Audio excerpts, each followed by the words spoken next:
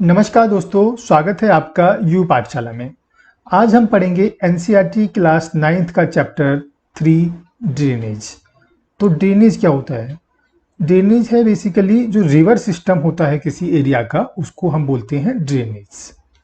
जैसे कि हमने नोटिस किया होगा कि जो हमारी कोई रिवर होती है उसको उसमें कुछ स्मॉल स्ट्रीम्स आके मिलती हैं, डिफरेंट डायरेक्शन से वाटर स्ट्रीम्स आती हैं और मेन रिवर्स में आके मिल जाती हैं। तो इन स्ट्रीम्स को हम बोलते हैं ट्रिब्यूटरीज। और ये रिवर फाइनली किसी बड़ी वाटर बॉडी में, it may be a lake और सी और ओशियन, उसमें ड्रेन होती है। तो इस तरह का जो सिस्टम बनता है starting from tributaries to main river और finally it drains into sea. तो इस पूरे सिस्टम को हम बोलते हैं रिवर सिस्टम या ड्रेनेज सिस्टम। तो ड्रेनेज बेसिन क्या होता है? The area drain by a single river system is called drainage basin. और वाटर डिवाइड क्या होता है? जो दो डिफरेंट ड्रेनेज बेसिन को डिफ्रेंशिएट करता है उसको हम बोलते हैं वाटर डिवाइड। तो वाटर डिवाइड कोई भी अपलैंड हो सकता है, माउंटेन्स हो सकता है, जो डिफरेंट ड्रेनेज बेसिन्स को बाइफर्केट करता है, डिवाइड करता है। जैसे यहाँ पे देख रहे हैं हम स्ट्रीम ए और स्ट्रीम बी, दो डिफरेंट स्ट्रीम्स हैं, वो अपना अलग अलग ड्रेनेज बेसिन्स बनाती हैं और ये वाटर डिवाइड उन दोनों ड्रेनेज बेसिन को डिवाइड करता है। ठीक है, अब सबसे बड़ा ड्रेनेज बेसिन कौन सा है? अमेजन रिवर का जो ड्रेनेज बेसिन है वो वर्ल्ड का सबसे बड़ा ड्रेनेज बेसिन है।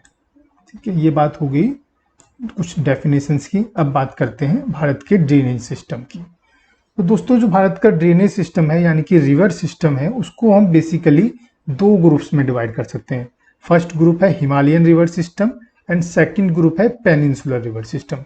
हिमालय रिवर जैसे कि आप समझते हैं कि जो हिमालय से ओरिजिनेट होती हैं उनको हम हिमालयन रिवर्स बोलते हैं, और जो पेनिनसुलर भारत में ओरिजिनेट होती हैं उनको हम पेनिनसुलर रिवर्स बोलेंगे। तो इन दोनों रिवर्स में रिवर सिस्टम में काफ़ी डिफरेंस होता है, काफ़ी अंतर होता है। जैसे पिछले चैप्टर्स में हमने पढ़ा था हिमालयाज माउंटेन्स के बारे में। Himalayas mountains young and Lofty mountains हैं, तो यहाँ से जो रिवर ओरिजिनेट होती हैं वो बहुत स्लोप कवर करती हैं। ठीक है, इनका स्लोप बहुत फास्ट होता है, इसकी वजह से ये डीप गॉर्जेस बनाती हैं और कटिंग करती हैं।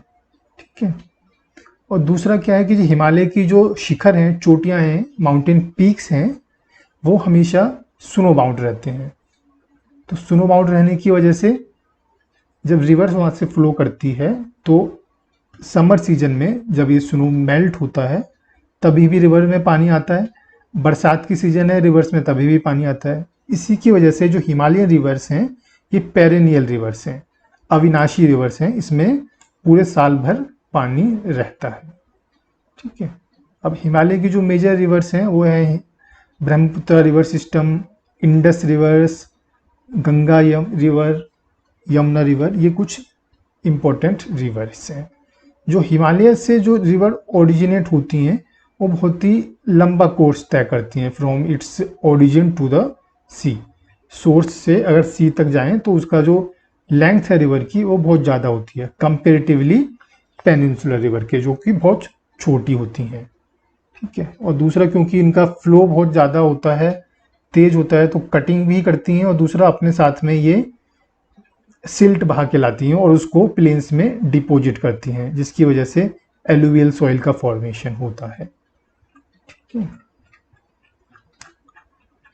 और सेकंड बात करते हैं ये इरोजन की।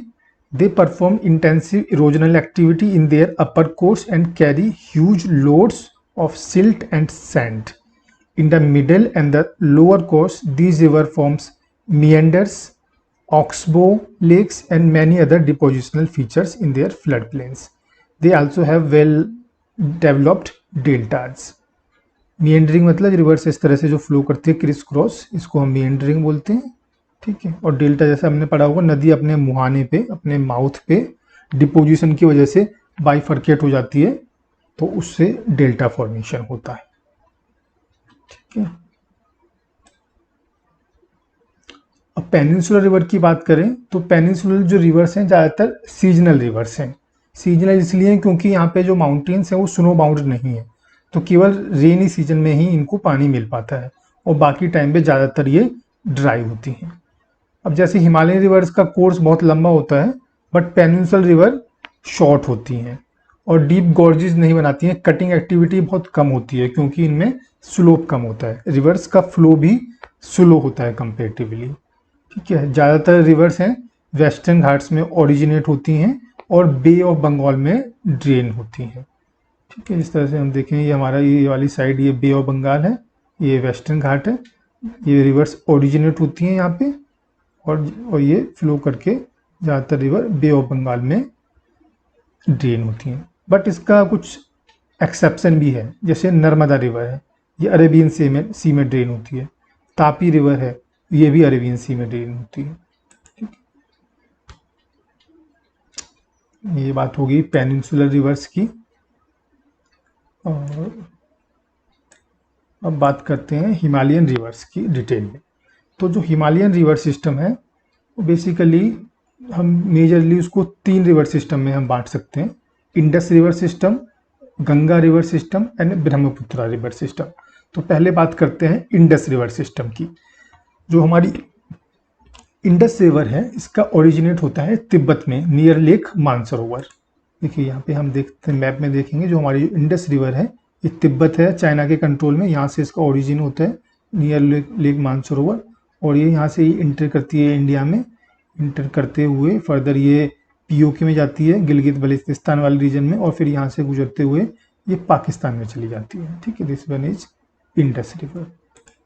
ठीक है, it forms a picturesque gorges in this part. Several tributaries, the Jaskar, the Nubra, the Shyok and the Hunja join it in the Kashmir region. Indus flow through Baltistan and Gilgit and emerges from the mountains and Attock. और जो बाकी जो tributaries हैं इसकी, जैसे झेलम है, चिनाब है, रावी है, सतलुज, ब्यास, ये सब इसकी ट्रिब्यूटरीज हैं और फाइनली इसको ज्वाइन करती हैं इंडस रिवर को, और ये इसमें होते हुए पाकिस्तान से गुजरता है और ये कराची के पास अरेबियन सी में ड्रेन होती है रिवर। ठीक है, इसका अराउंड 1/3 पार्ट है जो पूरा इंडस रिवर सिस्टम का है वो इंडिया में है और रिमेनिंग पार्ट इसका पाकिस्तान में है। आप देख भी सकते हैं मैप में, देखिए छोटा सा जो पार्ट है 1/3 अराउंड पार्ट है। जो सतलुज, ब्यास, झेलम, चिनाब, रावी ये रिवर हैं, ये तो इंडिया से फ्लो करती हैं और बाकी जो इंडस है यहाँ से इतना आते हुए ये पूरा पाकिस्तान में रहती है। तो ये बाकी जो मेजर पोर्शन है इसका पाकिस्तान में ही रहता है। और भारत और पाकिस्तान के बीच में इंडस वाटर ट्रीटी साइन हुई थी, जिसकी वजह से भारत उसका अराउंड 20% वाटर ही यूटिलाइज कर सकता है एग्रीकल्चर में और इरिगेशन में, और इसके लिए हाइड्रो इलेक्ट्रिसिटी जनरेट करने के लिए, और रिमेनिंग पोर्शन इसका पाकिस्तान यूज करता है। ये बात हो गई इंडस रिवर सिस्टम की। अब हम बात करते हैं गंगा रिवर सिस्टम की। ठीक है, अब गंगा भी ओरिजिनेट कहाँ से होती है? गंगोत्री से। गंगा की जो हेड स्ट्रीम है भागीरथी और अलकनंदा, ये दोनों आके मिलती हैं देवप्रयाग में। उत्तराखंड में एक जगह है देवप्रयाग, यहाँ पे भागीरथी और अलकनंदा आके मिलती हैं। ठीक है, ओरिजिनेशन होता है इसका गंगोत्री ग्लेशियर से। ठीक है, फर्दर रिवर आगे आती है और हरिद्वार में गंगा प्लेन्स में आके इमर्ज होती है। इससे पहले ऊपर पहाड़ी एरिया में रहती है और हरिद्वार के बाद में गंगा फ्लो करती है प्लेन्स में। ठीक है, इस तरह से गंगा ये फ्लो कर रही है और यहाँ पे आप देख रहे हैं यमुना रिवर और गंगा रिवर मिलती हैं। गंगा और यमुना का संगम होता है इस जगह पे, तो इस जगह को संगम भी बोलते हैं और ये इलाहाबाद या प्रयागराज के नाम से जाना जाता है ये शहर। इसके बाद फर्दर गंगा आगे बढ़ती है और इसमें घाघरा रिवर, गंडक रिवर, कोसी, सोन, ये रिवर इसमें आके मिलती हैं। फर्दर ये रिवर बिहार होते हुए झारखंड को टच करते हुए वेस्ट बंगाल में जाती है और फर्दर लास्ट में ड्रेन होती है बे ऑफ बंगाल में। ठीक है, तो ये हो गया गंगा का पूरा सफ़र। और गंगा रिवर की एक सबसे इम्पोर्टेंट ट्रिब्यूटरी है यमुना रिवर। यमुना रिवर भी यमुनोत्री से निकलती है। यमुनोत्री ग्लेशियर जो उत्तराखंड में है वहाँ से ओरिजिनेट होती है और फिर ये यहाँ पे इलाहाबाद में गंगा रिवर से मिलती है। और यमुना रिवर की भी ट्रिब्यूटरीज हैं कुछ, जैसे बेतवा रिवर है, चंबल रिवर है। ये पेनिनसुलर रीजन में इनका ओरिजिन होता है और यमुना में आके मिल जाती है। है।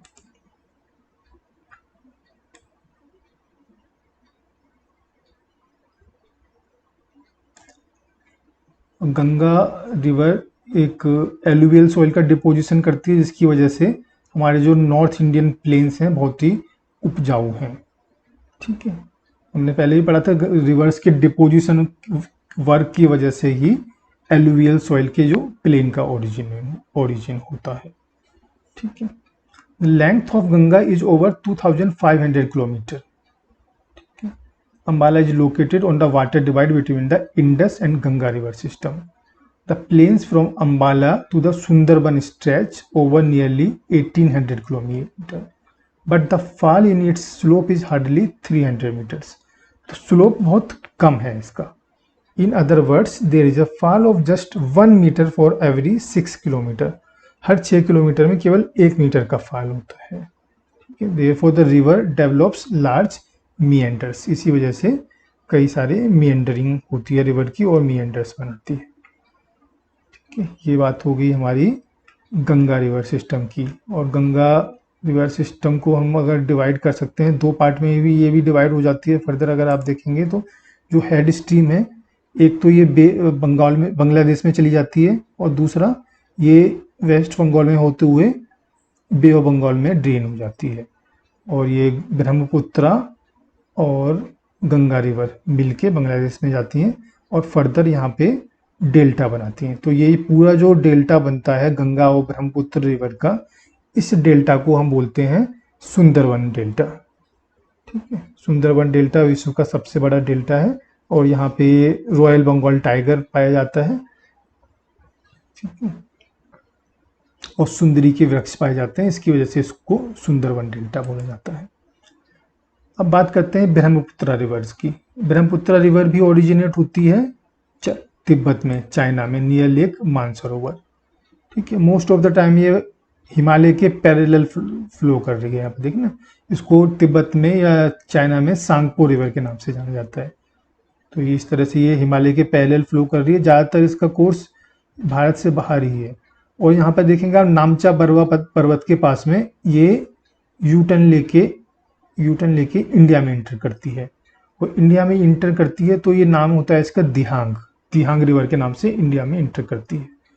तो दिहांग रिवर के बाद में दिबांग और लोहित रिवर इसमें मिलती हैं, और ये इसके बाद में ये ब्रह्मपुत्र रिवर से आसाम में होते हुए बांग्लादेश में चली जाती है। ठीक है, जो इसका तिब्बत वाला जो पार्ट है, ये वाला जो तिब्बत वाला पार्ट है, क्योंकि यहाँ पे बहुत ही कोल्ड है और बारिश भी बहुत कम होती है, तो इसमें वाटर बहुत कम होता है, वाटर का फ्लो कम होता है इसमें। लेकिन जैसे ही इंडिया में इंटर करती है तो यहाँ पे आप देख सकते हैं हमारा जो नॉर्थ ईस्टर्न पार्ट है, वहाँ पे बारिश बहुत अच्छी होती है और बाकी दूसरी रिवर्स भी इसमें जाके मिल जाती हैं, इसकी ट्रिब्यूटरीज जाके मिल जाती हैं, तो इसमें वाटर फ्लो काफ़ी बढ़ जाता है, वाटर फ्लो बहुत होता है। ठीक है, और ब्रह्मपुत्र रिवर का फ्लो ज़्यादा होता है, फ्लो बहुत तेज होता है। इसकी वजह से ये अपने साथ में बहुत सिल्ट भी बहा के लाती है, तो जिसका जो रिवर बेड है वहाँ पे एक्यूमुलेशन हो जाता है। इसकी वजह से रिवर अपना कोर्स चेंज करती है। ठीक है, कोर्स भी चेंज करती है, फ्लड प्लेन्स इसके बढ़ जाते हैं, और दूसरा इसकी वजह से काफ़ी बाढ़ भी आती है इस रीजन में। ये बात होगी ब्रह्मपुत्रा रिवर की। और ब्रह्मपुत्रा रिवर के बारे में थोड़ा सा और देखते हैं। Every year during the rainy season, the river overflows its bank, causing widespread devastation due to floods in Assam and Bangladesh. Unlike other North Indian rivers, the Brahmaputra is marked by huge deposits of silt on its bed, causing the river bed to rise. The river also shifts its channel frequently. इसका अपना channel भी काफ़ी frequently change कर देती है, जिसकी वजह से काफ़ी बाढ़ आ जाती है इस एरिया में। तो दोस्तों आज के इस चैप्टर में हमने पढ़ा इंडस रिवर सिस्टम के बारे में, गंगा रिवर सिस्टम के बारे में और ब्रह्मपुत्र रिवर सिस्टम के बारे में। तो मेजरली हमने इस चैप्टर में आज के इस लेक्चर में हिमालयन रिवर्स को कवर कर दिया। हिमालय माउंटेन से जो रिवर ओरिजिनेट होती हैं उन रिवर्स को कवर किया। नेक्स्ट चैप्टर में हम पेनिनसुलर रिवर को कवर करेंगे। ठीक है, आपसे फिर मुलाकात होगी अगले लेक्चर में। तब तक के लिए नमस्कार।